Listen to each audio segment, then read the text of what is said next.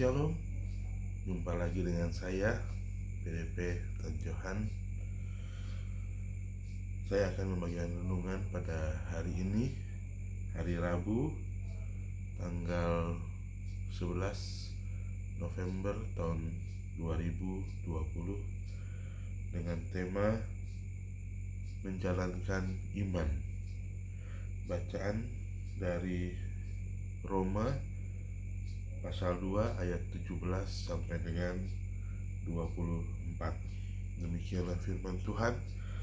Tetapi jika kamu menyebut dirimu orang Yahudi dan bersandar kepada hukum Taurat, bermegah dalam Allah dan tahu akan kehendaknya, dan oleh karena diajar dalam hukum Taurat, dapat tahu mana yang baik dan mana yang tidak, dan yakin bahwa engkau adalah penuntun orang buta dan terang bagi mereka yang di dalam kegelapan, pendidik orang bodoh dan mengajar orang yang belum dewasa, karena dalam hukum Taurat engkau memiliki kegenapan segala kepandaian dan kebenaran. Jadi bagaimanakah engkau akan mengajar orang lain? Tidakkah engkau mengajar dirimu sendiri? Engkau yang mengajar jangan mencuri, mengapa engkau sendiri mencuri? Engkau yang berkata jangan berzina, mengapa engkau sendiri berzina? Engkau yang jijik akan segala berhala, mengapa engkau sendiri merampok rumah berhala? Engkau bermegah atas hukum Taurat, mengapa engkau sendiri menghina Allah dengan melanggar hukum Taurat itu? Seperti ada tertulis, sebab oleh karena kamulah nama Allah dihujat di antara bangsa-bangsa lain. Demikianlah pembacaan firman Tuhan. Ya, renungan yang akan saya bagikan adalah dengan tema menjalankan iman. Ayat intinya saya ambil dari Yakobus 2 ayat 22 yang berbunyi, kamu lihat bahwa iman bekerja sama dengan perbuatan-perbuatan, dan oleh perbuatan-perbuatan itu iman menjadi sempurna. Sebagai orang Kristiani, kita sering dituntut untuk tidak hanya bicara, tapi menjalankan ucapan kita. Nasihat yang sama juga diungkapkan dalam kata-kata berikut. Jangan biarkan tingkah laku Anda bertentangan dengan iman yang Anda percayai.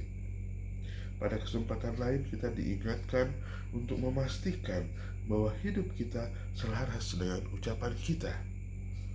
Jika perilaku kita tidak selaras dengan pengakuan iman kita, maka ketidakselarasan itu akan menghapuskan kesaksian Injil yang kita sampaikan.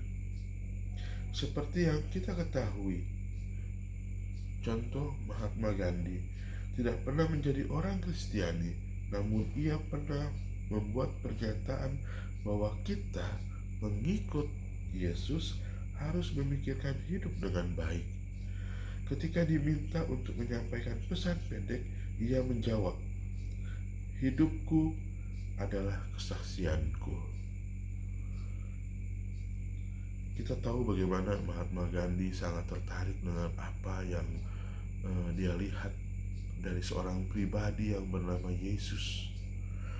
Bahkan dia sedikit lagi akan menjadi orang Kristiani.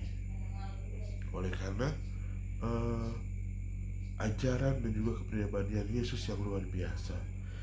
Namun sebelum ia melangkahkan kepercayaannya untuk benar-benar menjadi pengikut Yesus, yaitu memeluk agama Kristen, dia batal atau mengurungkan niatnya karena banyak dari pengikut-pengikut Yesus yang seperti kita-kita ini yang tidak menjalankan apa yang Tuhan inginkan. Dan itu juga yang akhirnya memupuskan eh, keputusan dari Mahatma Gandhi untuk tidak menjadi orang Kristiani, karena dia masih melihat banyak orang-orang Kristen yang tidak sesuai dengan imannya, perbuatannya tidak selaras dengan imannya. Oleh karena itu dia bilang, hidupku adalah kesaksianku. Kita perlu menjelaskan pesan Injil sejelas mungkin, namun penjelasan yang paling jelas sekalipun tidak akan memenangkan hati yang mendengarkan bagi Tuhan bila kasih Tuhan tidak menyatu dalam hidup kita. Bahkan Rasul Paulus mengatakan di dalam 1 Korintus pasal 11 ayat 1, jadilah pengikutku sama seperti aku juga menjadi pengikut Kristus, karena ia menempatkan dirinya sebagai teladan. Ia menulis juga di dalam Filipi 4 ayat 9, dan apa yang kamu pelajari dan apa yang telah kamu terima dan apa yang telah kamu dengar dan apa yang telah kamu lihat padaku, lakukanlah itu, maka Allah sumber damai sejahtera akan menyertai kamu. Saudara-saudara terkasih, berdoalah agar kita bisa seperti Paulus. Kita bisa membuktikan iman kita untuk menyelamatkan di hadapan dunia yang sedang menyaksikan hidup kita. Ingat, dunia melihat kita sebagai orang-orang Kristiani yang akan menjadi berkat, yang akan menjadi contoh, yang akan menjadi daya tarik yang kuat untuk mereka semua yang belum mengenal Kristus, dan yang sudah mengenal Kristus semakin mengenal Kristus, semakin cinta kepada Tuhan untuk terus melakukan apa yang menjadi kehendaknya, sehingga nama Tuhan dipermuliakan di dalam setiap kehidupan orang percaya, dimulai dari kita untuk semua. Dunia sedang menyaksikan hidup kita.